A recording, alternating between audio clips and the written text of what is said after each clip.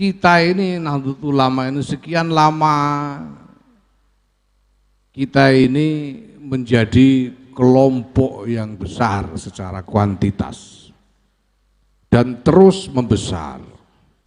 Kalau bicara internet misalnya, sekitar 5-10 tahun yang lalu,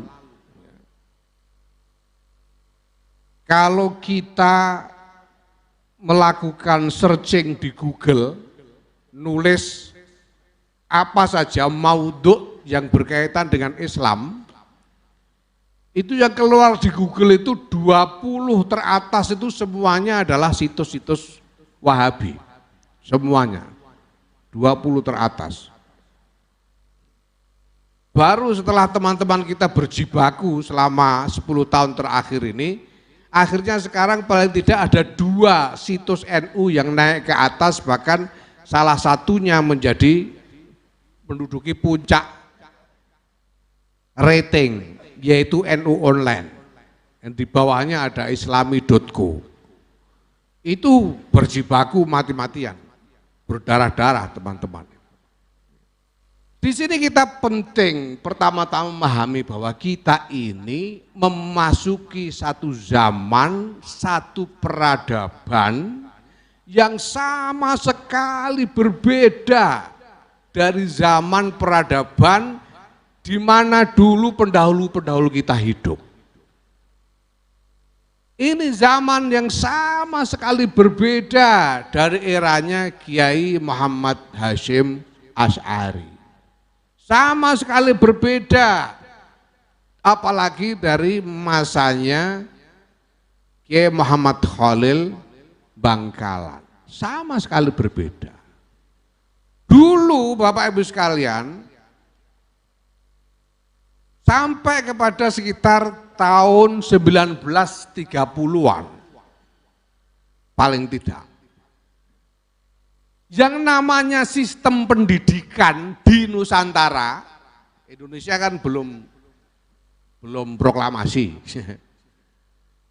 Yang namanya sistem pendidikan yang ada satu-satunya yang mendominasi Nusantara ya pesantren. Abad ke-19, 17, 19, kalau orang kepengen jadi pinter, kalau orang kepengen jadi intelektual, tidak ada tempat lain selain harus masuk pesantren. Itu sebabnya maka bahkan bangsawan-bangsawan, pangeran-pangeran, anak-anaknya Raja Jawa,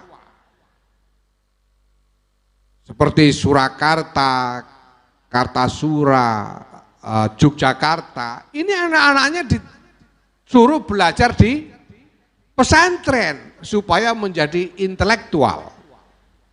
Pangeran Sabernyawa itu nama aslinya Raden Ahmad siapa gitu, pondok di pesantren di Tegalsari. Sehingga setelah ngaji pulang, beliau menulis kitab bahasa Jawa judulnya Kitab Widayat Jati.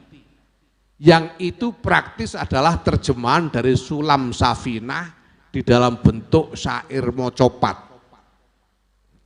Ini Pangeran Sabernyawa. Raden Dorojatun itu Pangeran Diponegoro disuruh mondok ke Tegalrejo. Tidak ada pendidikan, enggak ada orang pinter selain orang pesantren. Dan semua orang bisa melihat kalau butuh intelektual harus nyari di pesantren. Maka intelektual di lingkungan kerajaan, keraton-keraton pasti dari pesantren. Semuanya dari pesantren. Karena tidak ada lembaga pendidikan selain pesantren. Nah, sesudah itu sejak abad ke-20 ini berkembang model peradaban yang sama sekali baru. Kalau di Nusantara ini ya kira-kira ini mulai semakin dominan, semakin kuat pengaruhnya sesudah tahun 1930-an, yaitu pendidikan ala Barat. Yang ini kemudian setelah lahir sesudah Perang Dunia Kedua, lahir tata dunia baru dengan basis negara-negara bangsa, semua model dinamika sosial, politik, ekonomi, dan sebagainya ini adalah model yang sama sekali baru.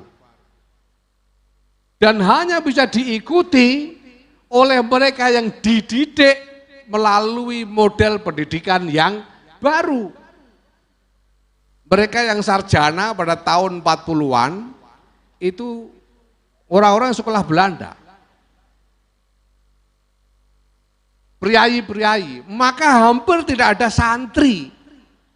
Belum ada sarjana yang santri pada tahun 40-an itu. Yang sarjana itu ya bahasanya Insinyur Soekarno, Muhammad Hatta, priayi, dari kalangan priayi, walaupun mungkin ada bau santri yang kental, tapi priayi. Maka kalau sekarang ini kita begini ini kita sedang bergulat untuk dapat merebut kesempatan itu dengan lebih cepat.